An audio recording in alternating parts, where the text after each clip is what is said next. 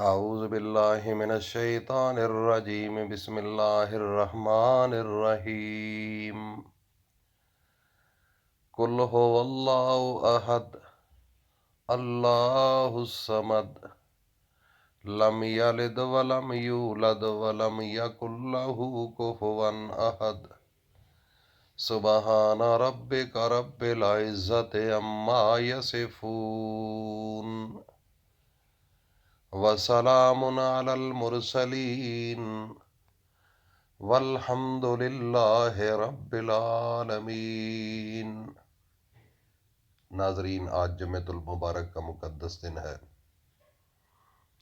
آج جمعے کے دن جب آپ نے عصر کی نماز پڑھنی ہے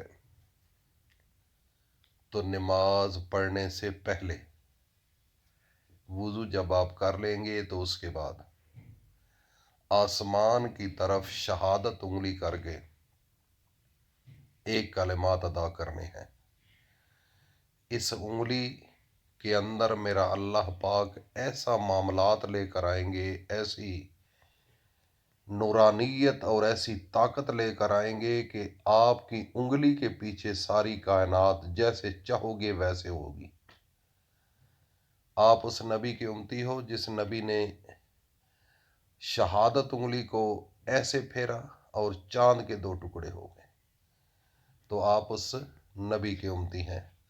اپنا گراف نیچے نہ کرو، اپنے آپ کو بڑا سمجھا کرو، کیونکہ مسلمان اللہ کا دوست ہوتا ہے۔ مسلمان آخری نبی کا امتی ہے۔ مسلمان اللہ نے اس کے لیے بڑے اعزازات رکھے ہیں۔ اس کے لیے اللہ نے جنت بنائی ہے۔ نیکوکار انسان اللہ کو انتہائی پسند ہے، انتہائی محبوب ہے۔ ہم نے اپنے آپ کو اس گراف سے نیچے کر دیا۔ ہمیں پتہ ہے نا، ہمارے اعمال ایسے ہیں کہ یہ ہمارا اندر مانتا ہے کہ ہم اس اہل نہیں۔ کیوں؟ جھوٹ ہمارے اندر ہے، فراڈ ہمارے اندر ہے، حسد ہمارے اندر ہے، رشوت خوری ہمارے اندر ہے، زنا خوری ہمارے اندر ہے۔ کوئی ایسی بیماری ہے جو ہمارے جسم کے اندر موجود نہیں؟ یقیناً ہے۔ جھوٹ ہم بولتے ہیں، نمازوں کو ہم ترک کرتے ہیں، اپنے مفاد کے لیے ہم چلتے ہیں۔ ان چیزوں کو تو آپ نے نفی کرنا ہوگا، ان کو آپ نے چھوڑنا ہوگا، اپنے نفس کو ذبح کرنا ہوگا۔ جب تک اندر کی جو ہوس ہے، دل کی حسرتیں، ان کے اوپر آپ جب تک ولڈوزر نہیں چلائیں گے اس وقت تک کام نہیں بنے گا۔ دیکھو، جب نماز کا وقت آتا ہے تو گھر کے اندر بستر کے اندر لیٹنا سکون محسوس ہوتا ہے۔ یہ نیچرل چیز ہے، شیطانی حملہ ہے۔ لیکن اگر آپ چھوڑ کر اللہ کے راستے میں جاتے ہیں تو جو وہاں سکون ملے گا اس بستر میں بھی آپ کو نہیں مل رہا۔ فرق یہ ہے کہ جہاد بالنفس یہ ایک بہت بڑا معاملہ ہے۔ ہم اس کے اوپر اگر محنت کرنا شروع کر دیں تو اللہ پاک نے ہمیں بہت بڑا انعامات سے نوازنا ہے، لیکن ہم اس چیز سے غافل ہیں۔ آج مسلمان وہ ہوتا ہے جو اللہ کی محبت کے پیچھے مر مٹنے والا ہو۔ مسلمان وہ ہوتا ہے جو اپنے نفس سے لڑتا ہو۔ مسلمان وہ ہوتا ہے جو اللہ کی خواہشات پر اپنی خواہشات قربان کر دیتا ہے، نبی کی خواہشات پر اپنی خواہشات کو قربان کر دیتا ہے۔ وہ ہوتا ہے مسلمان۔ اور جو بندہ دل کے اندر دنیاوی محبت لے کر، حسد، بغض، نفرتیں لے کر اور ایک دوسرے سے جلتا رہے، سڑتا رہے کہ وہ میرے آگے کیوں نکل گیا ہے، یہ میرے بھائی، یہ اللہ کے معاملات ہیں، یہ اللہ کی مرضی ہے۔ جتنا کوئی محنت کرتا ہے اللہ پاک اس کو عطا کرتے ہیں۔ تو یہ تو اللہ پاک کی ونڈ ہے، اللہ پاک کی دین ہے، تو اس میں حسد کی کیا ضرورت ہے؟ جلنے کی کیا ضرورت ہے؟ سڑنے کی کیا ضرورت ہے؟ اللہ پاک شاہ کر رہے ہیں۔